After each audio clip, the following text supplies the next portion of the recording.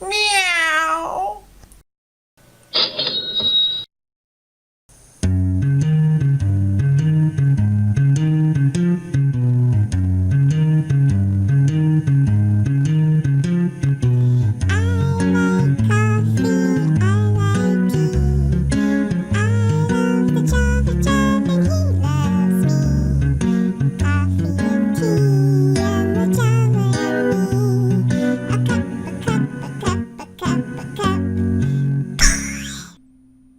Thank you, Ziggy, for that wonderful introduction. That's the table that I started out with. I just put on a light tan overcoat on it because I didn't like the reddish tone of the wood.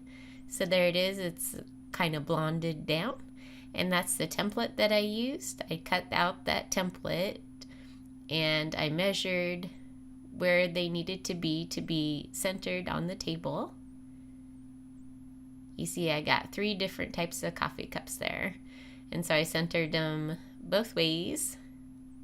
And then I just outlined where I wanted to be.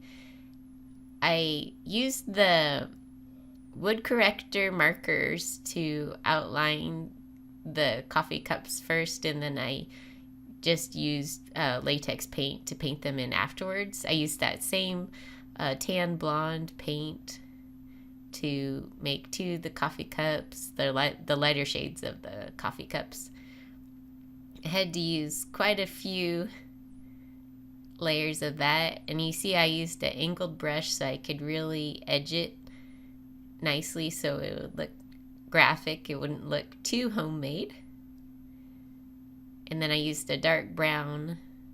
I only used 2 colors. I just used the tan and the dark brown, so it kind of reminds people of coffee. Have coffee and coffee with cream colors.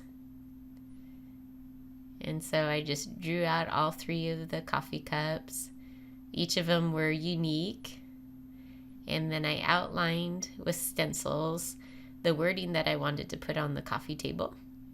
I wanted to say something cute like coffee time to make people happy when they looked at it, because that's one of the best times of the day is coffee time. So I used a very thin paintbrush to fill in those letters, and I used that same dark brown color that I used to make the coffee.